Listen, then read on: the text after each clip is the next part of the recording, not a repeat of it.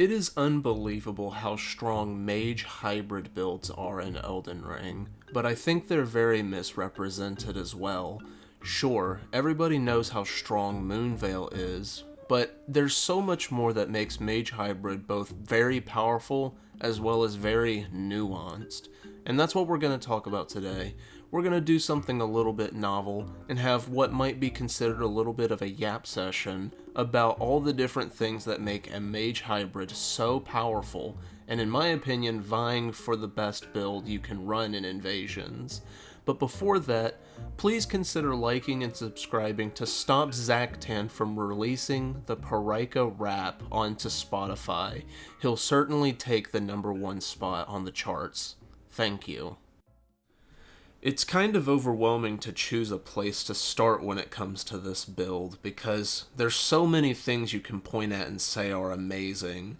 So first things first, we're going to be using a very specific roster of spells, and that's because we have a lot of the best Ashes of War in the game that make it to where we can run much more utility when it comes to our spells, instead of things like projectiles in the form of, say, Comet, as well as some other options too. So when it comes to our Ashes of War, we have both the best projectiles in the game as well as the best get-off-me tools. So for example, we have Waves of Darkness. Waves of Darkness is commonly used on builds that don't even have any intelligence on them, but it's going to do absolutely nuclear damage on an intelligence build of any kind, especially when you magic infuse the weapon that has it. This makes it to where you're going to be doing one-shot damage or very close to it on a very regular basis. It gives you an insane amount of hyper armor for trading with multiple people that are attacking you. And the most important aspect of it is that third ring that shows up on the initial cast.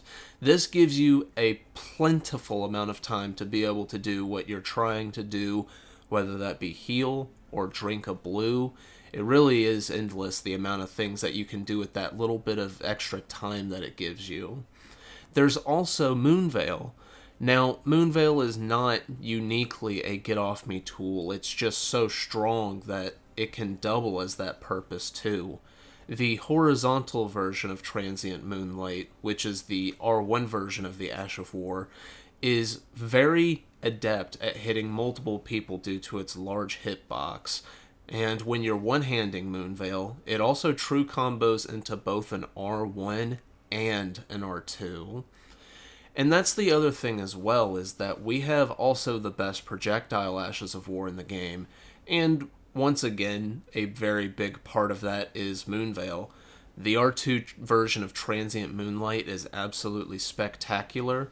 It used to not do full poise damage in patch 1.9, and then back in 1.10, it started poise breaking once again. It also has a tremendous amount of stun, and it is kind of the poster child for Elden Ring, so you know that it's really good. You also have access to the glintstone Chris, which on this build I carry in my back pocket in the same slot that I would run the Misericord for crit fishing. So the glintstone Chris is also a huge reason why we don't run many of the bullet Ashes of War, say like Comet or any of its little brothers. The main reason is because of the glintstone Chris. It is not only pretty much Comet in and of itself, just not combo castable, but it's going to have a tremendous amount of range, probably around 2 or 3 times longer than what Moonveil has, as well as fantastic damage if you have some talismans to make use of the charge version of the Ash of War. It is a phenomenal tool that, to be perfectly frank with you, I don't think to use every single time that I can, but you can very easily spam it down a tight corridor or something on those lines. I don't know what a tight corridor is. That's beyond me, so let's just keep on moving, I reckon. Another extremely potent thing about Mage Hybrid is being able to make full use of the area of effect spells. So the thing that Mage Hybrid gets to do that almost no other build does is have legitimate area denial, almost like a Molotov in Counter-Strike. You have such things as the Zamor Ice Storm, which, once you charge, is absolutely gargantuan and can force your opponent to roll out lest they want to be one-shot, getting hit by that and comboed by something else, as well as something on the lines of the Knight's Maiden Mist. It does a deceptive amount of damage and is great for locking down choke points. Usually people are not willing to push it, and it is the best area denial in the game. It's so fast how quickly it chips away at your health that it is able to stop Holy Ground and the stones from healing. It's actually still a net negative against those. Now, you saw it just a moment ago, but another valuable piece of utility that mages get, that Mage Hybrid, due to not needing things such as Comet, is able to put on a build much more freely, is Law of Regression. So obviously what makes builds hit so hard in this game is going to be all of the buffs that you can put on. And if you get a moment to hide behind a wall or something like that and cast Law of Regression, you can take away all of the buffs of your opponent. Now, I personally... Jeez Louise, that clip. That was as bad as it gets. Anyway. Wow, that took all the wind out of my lungs. That was insane. So, Law of Regression is fantastic because it's going to hit everybody. And so while it's very annoying to get hit by it when you're the invader, because it's so easy to cast when it's the host and phantom, you are getting more value out of it since you have multiple targets that you're hitting. So you're not going to need it every single invasion, but when you see that multiple opponents have buffs, it is extremely valuable for getting rid of that. Now, there's still quite a few more sorceries that have a ton of utility. Such an example is going to be Glint Blade, which is almost like having your own little spirit summon for a moment. It's going to be a few seconds after you cast it that it finally chases down who it's aiming at and hit them. But what's so nice about this is that since you're fighting multiple opponents, you can pick and choose who it's aiming at and then go attack the other person. Or chase the person you chased down with the Glint Blade and make it to where they are trying to panic roll, and then they either get hit by you or the Glint Blade, one of the two. There's also Gravitational Missile, which is one of the spells of all time. It clearly was not thought out very well, but at least for our purposes, it has infinite utility. Now, you can choose to aim at the ground and explode it immediately, which is a fantastic AoE and is an example of a get-off-me tool in spell form, but you're also going to get a ton of utility from not blowing it up on the ground, letting it hang around in the air. So when you do that, you're going to get a few pulses based on how much you charged it before it explodes. This is, once again, another example of fantastic area denial, but it also can hide things that you are using or casting behind the missile. And so you could say go for another spell, like Cannon of Haima, or you could start using something like Transient Moonlight, or you could use that time to heal. I mean, the possibilities are really endless. And that's what I'm trying to stress when it comes to intelligence builds, and especially Mage Hybrid in general, is that you have a lot of different options that cover a lot of area, but give you a lot of time to cast or do different things. You could argue that the dragon spells are a form of area denial, and I would agree with you, but it's nowhere near as good as the utility you get from running these things, because you are fully committed to that animation, as strong as it might be. You're fully committed to that animation, and it doesn't give you any brevity in terms of being able to do other things.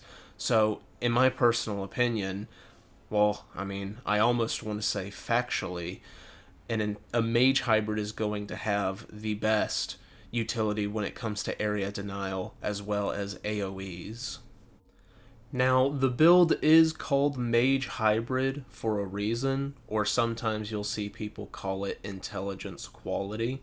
we are running a pretty decent amount of strength and dexterity to be able to use things such as a Mesmer's Soldier Great Spear to be able to use Waves of Darkness, or you could also use, say, the Zweihander, and also be able to use a ton of other weapons that have a little bit of a moderate amount of stat investment and then still be able to use it either on magic or frostbite. So right here, for example, we have me running Haldag. Now, granted, this isn't a good showing for Haldag. This is, once again, a very Cancer combination of things that we go against, and watch the intelligence of this host. Truly amazing. They have the strongest gank setup of all time, and he still finds a way to die, so truly inspirational stuff. But anyway, we're running quite a lot of different setups that perhaps a mage would not be able to run otherwise. So we have things such as power stance straight swords, which they can run, but also things such as Haldag. If you run around 19 strength, you'll be able to use that Mesmer's as well as Zweihander, right? And then also if you run a little bit more strength, you'll be able to go with a Great Bow, which takes 20 strength, 20 dex. Now, one of the only issues with a mage hybrid at this level is going to be stat expenditure. So at 125, you don't get to have all of the stats that you wish you did. So for the footage that you're watching, I decided to go with only 14 strength to be able to reach the 60 intelligence I wanted for the Regal Scepter, which I'll talk about here in a minute. But normally, you would stay around 50 intelligence, which is not enough for the Regal Scepter to be able to use things such as the aforementioned weapons, as well as if you push to 22 dex, you'll be able to use things such as Power Stance Nagakibas, as well as the Bastard Stars, which is once again another very powerful area of denial Ash of War. So that is quite good. I don't like having my dex go quite that high, so I forewent it on this version of the build, but you definitely can make an argument for that, as well as the Power Stance Nagakibas. They're quite good on cold. But anyway, you are going to have to choose between running good endurance, 20 strength, 20 dex-ish, as well as how much intelligence you're going to run. And so the I would say the best baseline in terms of the endurance is going to be 30. So 30 is a good stopping place for pretty much any build, because it's essentially the point where you are finally able to start using heavier armor and be able to not fat roll. You'll be able to medium roll with it, especially if you're using, say, like Warrior Jar's Arsenal. It's the point where your little mage build is finally able to have a little bit of poise and tank things that you would want to tank. Now, the last thing that I want to talk about is the Regal Scepter. If you do, in one way or another, push to 60 intelligence to be able to use it, you get one of the easiest delete buttons in the whole game. You can either go for the Ash of War over and over and potentially infinite somebody if the net is good enough, if the lat is low enough, but you can also at max cast speed go for what I did right there and be able to get a Carrion Piercer that's almost guaranteed to one-shot people when you put the whole combo together.